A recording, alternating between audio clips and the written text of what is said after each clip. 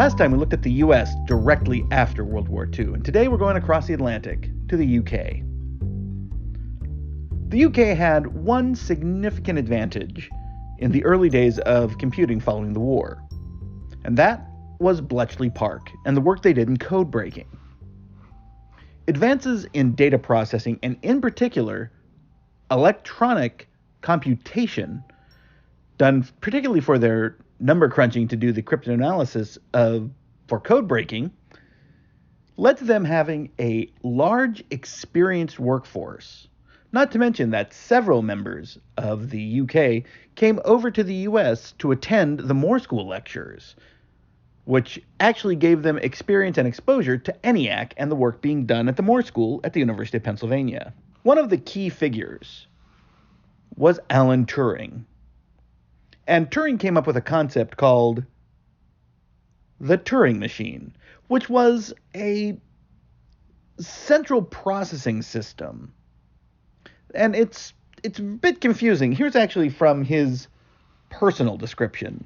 An unlimited memory capacity obtained in the form of an infinite tape marked out into squares, on each of which a symbol could be printed.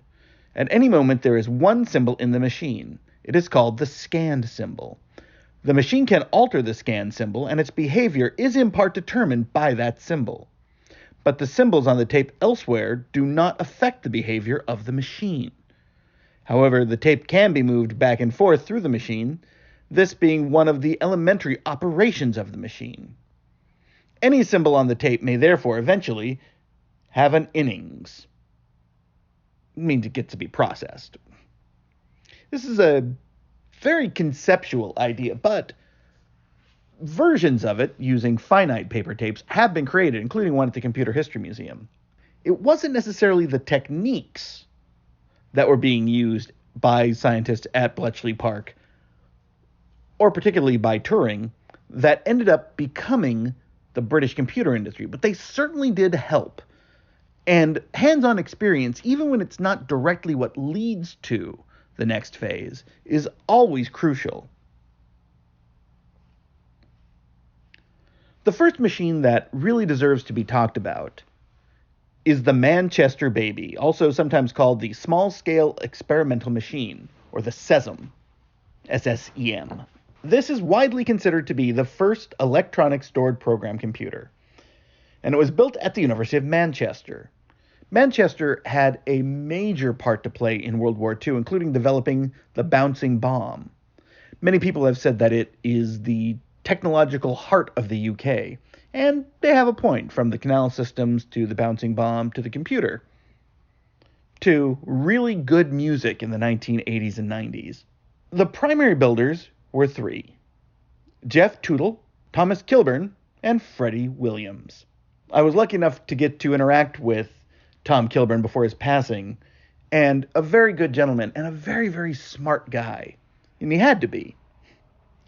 And it was not intended to be a regular computing engine. And this is something that's important. Often in this phase, the idea wasn't to build a computer you could use every day. This is a major difference in the UK than in the US, but to prove, more or less as a proof of concept, and to, if you did some good work with it, that would be a good thing. It was small, which is important, but it could do quite a bit. It had a 32-bit word length and a memory of 32-bit words, so 1K, 1024 bits. It only had 2 arithmetic operations implemented in the hardware: addition and subtraction. Everything else was in software.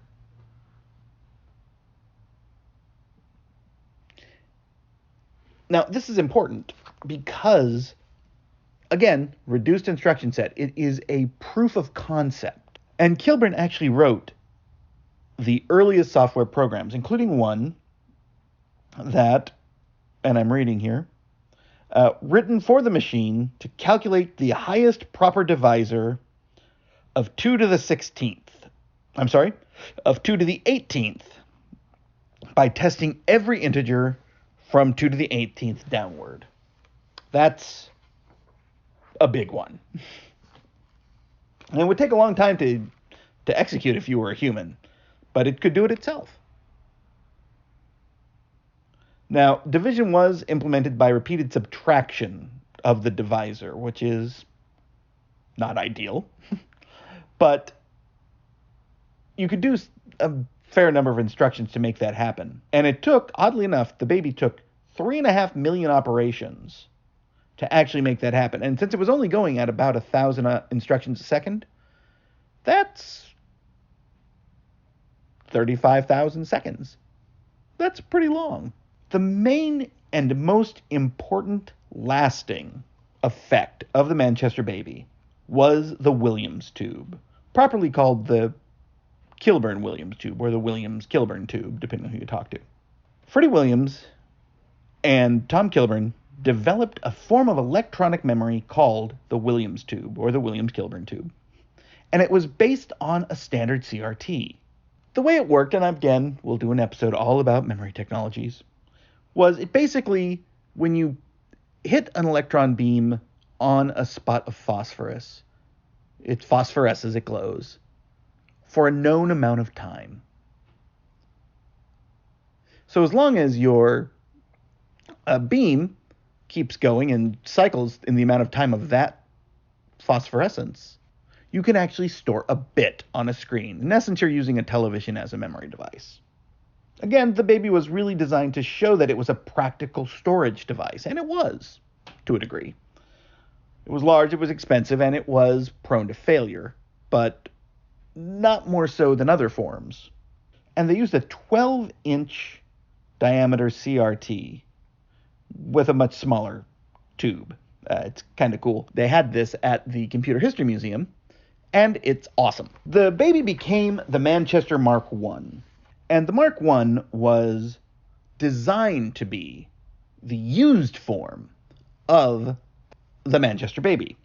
Now, there's a long history of referring to computers as electronic brains, and in this case, it actually raised the ire of the Department of Neurosurgery at the University of Manchester, because the debate was there, of course, could a computer be creative, and is that what makes a brain, and so on and so forth. It's not particularly important, but it is interesting that it was noted here. We definitely know of the most famous use of electronic brains being in a book that was published in the US a number of years later. This machine was the celebrity computer of the UK, and it didn't come online until 1949 in June, where almost exactly a year prior, the baby had come on. That's a relatively fast speed for the development of a computer at this point, which is interesting because it proved that having the base of the baby to work off of made it much, much more possible. It was a computing resource for the university, and it allowed researchers to gain experience in the practical use of computers, which is, along with the actual work done, the most important thing about having a computer in the late 1940s, early 50s. The real key to it, though, is that it was the addition of index registers, which made it easier to program. So it could go through memory, for example, and that allowed much, much faster work for the computer itself. This idea actually became patentable, which was always a battle in the computing space about the patentability of various things in design. But they were incorporated into many later machines, including the IBM 701, the Ferranti Mark I in particularly. And this is really where the idea of the use of computers in scientific fields, as opposed to just mathematic fields, really started to take place in the UK. Now, this was a significantly larger, or at least more robust machine. And it was also built for two reasons. And the first was actually to do work, to actually be used at the UK, at the University of Manchester. But the second was to actually provide a prototype for Ferranti to make their first computer, the Ferranti Mark I. Now, there are various programs that were run on it, the most famous, of course, being the search for Marcine primes, which was done in April of 1949. And the algorithm was actually written by Max Newman, who was a very important figure in the history of computing, and particularly to the mathematics department at the University of Manchester. But the program was written by Kilburn and Tootle. And what's funny is that Alan Turing took on that and actually came up with an optimized version that he called the Marseille Express, which that's a good title, actually. Now, the Mark I continued to work until 1950, so it's a very short run. But it did do some important work, most notably calculations in optics.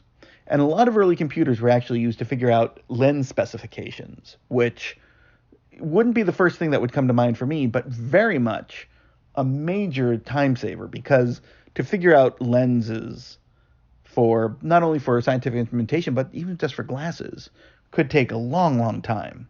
At the same time, there was EDSAC, and we mentioned it a little bit earlier, but EDSAC was actually inspired by the first draft of a report on the EDVAC that was done by John von Neumann. The machine was built by Morris Wilks, one of the true legends in the early history of computing. And the project received backing from J. Lyons and Company Limited, which was a tea company. It actually had a whole bunch of tea and like crumpets places. Was one of the largest British chains. It was sort of the Starbucks of the time, I guess.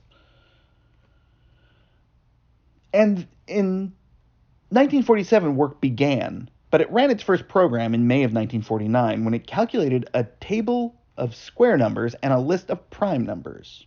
That's a big deal. Now, it ran until 1958, so this is one of the longest lasting in use of the machines that came online immediately after the war. The follow-on, EDSAC-2, which much lesser known, ran until 1965, using much, much more advanced technologies. But by that point, the UK had really lost its lead in computing technology. I'll get letters about that, I bet. The two important things here, I think, really were that you had, again, index registers, this time designed by David Wheeler, who I also got to briefly meet when he became a fellow of the Computer Museum back years and years ago. But they also, again, were trying out technologies. So one of the things they tried was delay lines, although a full delay line complement wasn't available until 1956, so nearly to the end of its career. It did also eventually add a tape drive, which never really worked. Things about computers at this point is they weren't always able to solve the problems they tried to solve, but that didn't mean they couldn't do actual work. And machines like EDSAC did a lot of work, but a part of the work was always trying to get to the next step, the next perfected computer method. Now, what's great here, of course, is that it was, again, a limited instruction machine. And it had a relatively small instruction set, only 14 instructions. But it also had a library of subroutines that allowed it to do a lot of things that would normally be instructions, things like division. But you can see with these instructions, things like you had the ones you expect: subtract, add, multiply and add, and add, which is they called collate, shift left, arithmetic shift right, load multiplier register, store accumulator, which is, you clear it maybe, your conditional goto, your read input tape, your print character, round accumulator, which is an interesting idea, a no-op, so just nothing, and then stop for program stops. You can see there, though, what's being done is this machine's entirety is towards a sort of programming that was being done, particularly the go-to conditional. Now, its use was really fascinating because since it had so much computing power for the time able to be used, it could, one, do the thing that every computer tried to do at that point: discover new Mersenne primes, and even just regular primes. So David Wheeler actually co-discovered a 79-digit prime number using EDSAC. It also was the source of the first scientific paper published using a computer to do the calculations, and that was by Ronald Fisher. I believe that was in 1952. 3 Nobel Prize winners used it. And I believe it might have become the first computer ever mentioned in a Nobel Prize acceptance speech. There's all sorts of things that it was used for, but one that is close to my heart was a program created by Stanley Gill. It was called the Stanley Gill game, and it was a dot which would approach a line, and one of 2 gates would be opened, and you could go up or down. It was pretty simple. But in a way, it's sort of the first side scroller. The more important one, though, to most folks, is Sandy Douglas's 1952 program, OXO, also known as Noughts and Crosses, or tic-tac-toe, as we say in the U.S., which used the cathode ray tube to actually play a game of tic-tac-toe. It's often called the first video game, and I'll do a whole, probably 3 episodes about video games pre-1970, and I'll talk a little bit more about Noughts and Crosses. But what's interesting is that this was after the first purpose-built video game computer, which was NIM, and the machine was called Nimrod, for the Festival of Britain. Turing did not fall too far away, though, and the National Physical Laboratory in the early 1950s built the Pilot Ace. And this was a general-purpose stored program computer. Again, Alan Turing. And sadly, he actually left NPL before construction was finished, but that happened a lot in those days. You'd have someone start the program and be the main developer, and then they'd go on to do something else. And Turing, in particular, had difficulties keeping positions. And the Pilot Ace is actually not Turing's full design. So Turing actually, when he left NPL, partly because they weren't doing the Ace the way he thought they should, James Wilkinson, who I did actually get, I think, an email from once, took over the project, but also Donald Davis, who, another seminal figure, I believe we mentioned him in the last episode, Mike Woodger, and one of my favorites, Harry Huskey, were involved with the design, and actually it ran its first program in May of 1950. Now, this is another example of a machine that was meant to be a prototype that ended up being in great use for a long time. Well, I don't know if I'd say a long time. It was 5 years, but a very important 5 years. Now, this was a relatively small machine. It had 800 vacuum tubes. It used mercury delay lines and only had a memory of 128 words, though they later expanded it and then added a drum memory. 4K drum memory, too, in 1954. That's pretty good. It was, not by far, but significantly, the fastest machine in the UK. It ran at 1 megahertz. Although it did matter where the bits that they were trying to execute were, or the instructions were on the drum, or the delay line, because seek time actually did play a factor in that. They actually did a version of it. English Electric did the Deuce. And I know the Computer History Museum still has an English Electric Deuce original drum, but also the Deuce was the first computer ever delivered to Australia.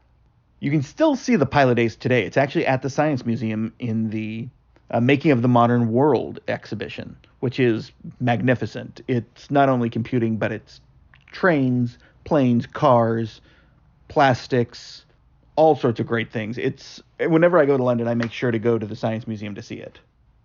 Now, the commercial version of the Manchester Mark I, the Ferranti Mark I, was actually released in 1951.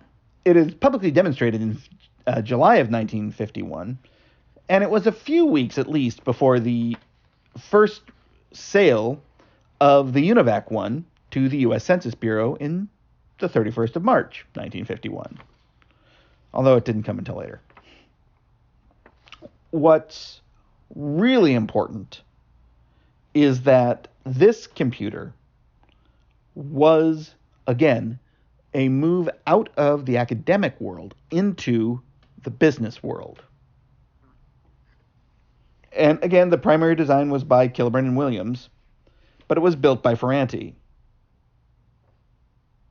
And it did add a bunch of stuff, such as it was much bigger in all of its storage and memory technologies. It had a faster multiplier and more instructions. A lot of people say that the history of early computing can be traced by the number of instructions they wanted to add. And eventually they would start to collapse. Again, Williams tube as the initial memory. What's interesting is that the first version was delivered to the University of Manchester, but other groups started to buy it, including the Atomic Energy Research Establishment. And that was in 1952.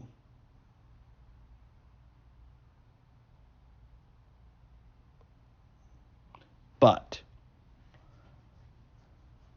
they couldn't actually deliver it because a whole bunch of government changes happened. So it ended up going to the University of Toronto. And they were building their own machine, but instead they decided, we could just buy it for $30,000 and make that happen. And it was called Ferut. F-E-R-U-T. And Ferut was actually used for various things, including the construction of the St. Lawrence Seaway.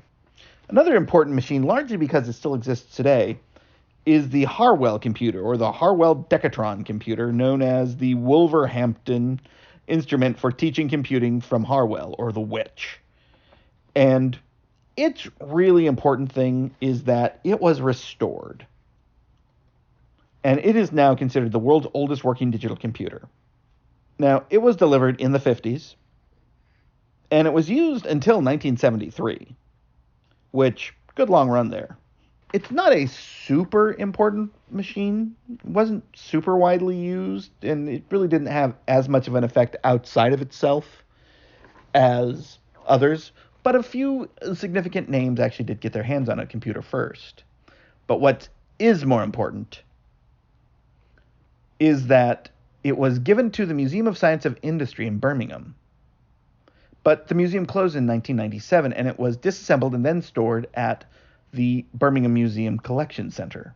And you can see it today at the National Museum of Computing in the UK, which is a wonderful group who I support wholeheartedly, and hope someday they'll hire me as a consultant.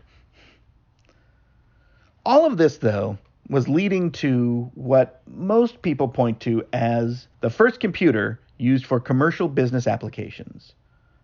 The Lyons Electronic Office 1, or the Leo 1. And it was modeled on the EDSAC. Its construction was overseen by Oliver Standingford, Raymond Thompson, and David Carminer. And they were all from Lyons, which was again, like I said, the tea company. What's fascinating about the Leo is that it was the first of a series. And eventually it was purchased out by English Electric, which was later bought by ICL, International Computers Limited, and finally by Fujitsu. What's interesting is that Thompson and Standingford actually went to the U.S. to look at new business methods developed during World War II, and they met Herman Goldstein, one of the major figures in the development of ENIAC. They understood immediately how this could be applied to Lyons and make things like inventory, routing, all of this could be optimized, and of course, general bookkeeping. They visited Hartree and Wilkes at the Cambridge and came away with a very high opinion, not only of them as people, but of the technology that they were employing. And they figured, year and a half, they could have one done. And they actually did part of the funding for EDSAC, which allowed them then to have the rights to go and make up their own. And the Leo was a big machine. Took up 2,500 square feet. And it was in Hammersmith at Cadby Hall. Now, here's an interesting fact that has been claimed various places that I'm not 100% sure of. That Mary Coombs, who started in 1952 as a programmer on Leo, is considered as the first female commercial programmer. I'm leery of that because some of the women who are working on things like the IBM machines that were available by 1952 may have actually been there. Now, the computer actually ran some simple test programs for the future Queen Elizabeth back in 1951. And they actually came up with an application called bakery valuations, which computed the cost of ingredients used in bread and cakes. And that actually came about in September of 1951, and it actually became the workhorse for that idea in 1951 by November. That's huge. Lions was a gigantic company, and to have that as its principal role is just major. It shows the amount of trust that business was able to place on computers at that point. Because a lot of times people would worry about the adoption of computers because they didn't think they were accurate or they could only do certain limited things. And some of the machines certainly could. They certainly had problems. It wasn't entirely unheard of for an addition of 2 and 2 to equal 7. Why? Long story. I was told that by a couple of the early computer pioneers who had worked for IBM in the 50s, and their realization that things could end up being output, but because of signals getting crossed, literally, you would have bleed from one signal into another. The output could just say 7. But the computer itself, internally, would have it as 4. Very interesting thought there.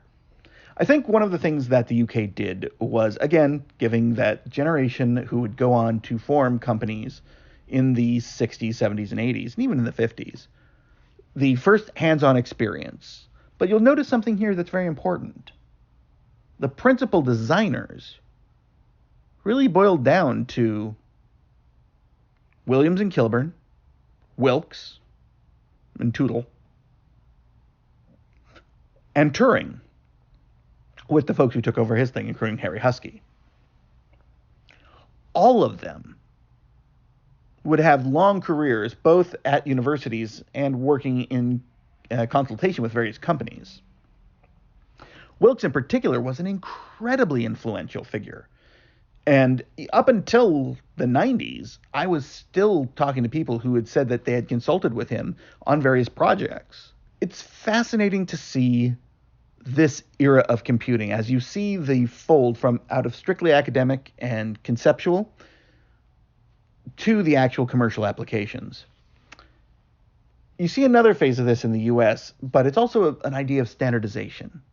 And this will be our next episode. It's going to be on the Institute of Advanced Studies machines, the IAS machines, based off of the von Neumann architecture.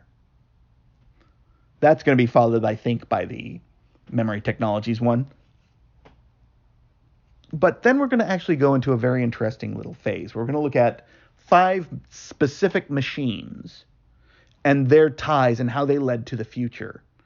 And these are all machines from 1951 through 1956. So I hope you'll stay tuned. This has been Computer History with Chris Garcia.